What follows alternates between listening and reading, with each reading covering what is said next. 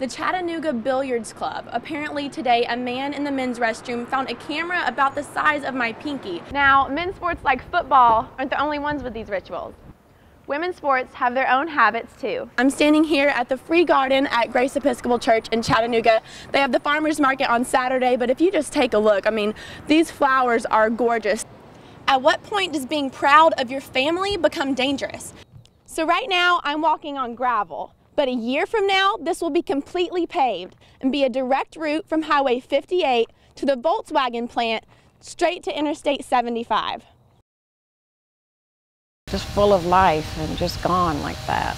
Gone, only 5 days after Christmas.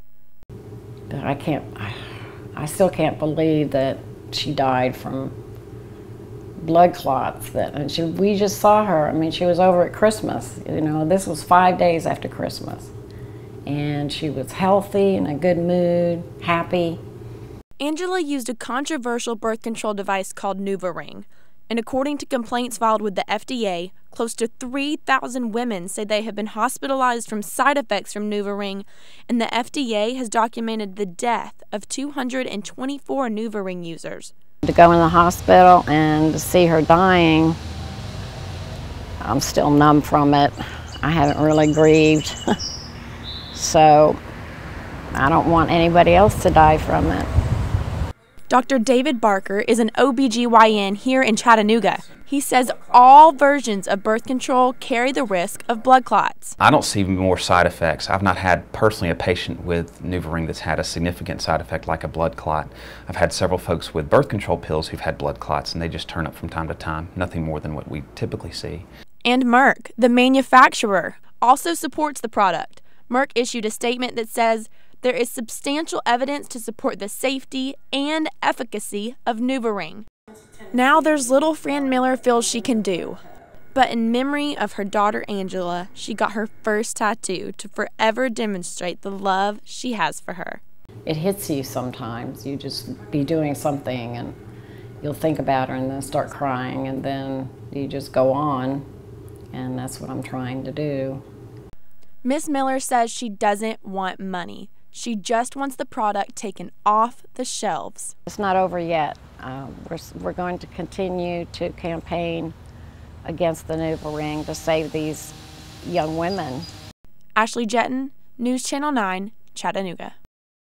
I wrote this piece for every human being on earth. Dr. Maya Angelou is remembered for her many talents. Something the world will never forget, the power of her words.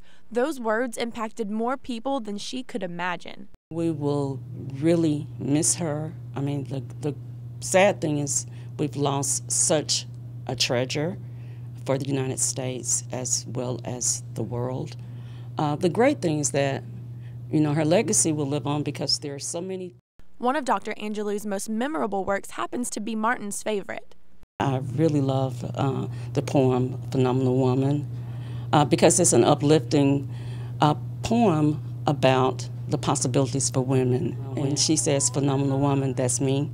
I think that applies to every female on the continent. Pastor Kevin Adams from Olivet Baptist Church reflects on the loss of Dr. Angelou. He describes her as a one-of-a-kind woman. Activist, a lady who put her whole career on the line, used her writing abilities, her speaking abilities to really bring notice to the injustice, the evil in the world. Pastor Adams says he will never forget her lessons. But you don't have to say a whole lot of words to say something.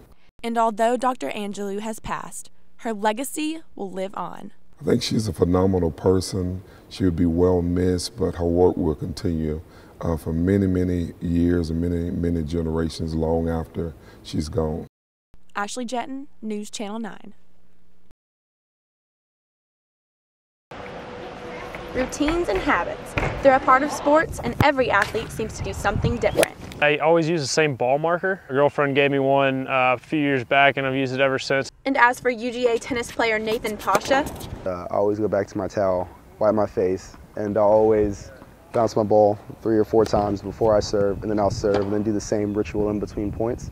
And I always kind of like blow on my hands after points, even though my hands aren't really sweaty. They don't really get sweaty. I just do it anyway. But in some cases, you may have to go outside your routine and make a new one. We found out her mom had cancer. Anything I could do to help pray for their family would be great. So I put pray for Angie on my wrist. It's not just the individuals. Teams collectively have their own habits. We turn the lights off and we have a big team prayer, kind of like a pregame speech between our seniors. Now, men's sports like football aren't the only ones with these rituals. Women's sports have their own habits too. I draw this on my arm. I got it tattooed actually because one of my coaches from club soccer, from youth soccer, actually died, and he had a tattoo just like this, and it just kind of inspired me to kind of play for him. But one of Emma's rituals is more lighthearted. I always put my right cleat on first and then my left cleat on second. And same with the shin guards, right and the left.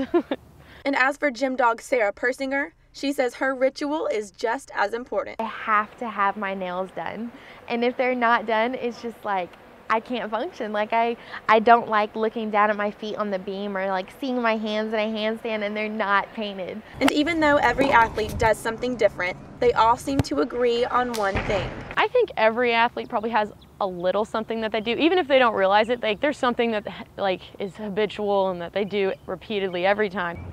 Ashley Jetton, Grady Newsource.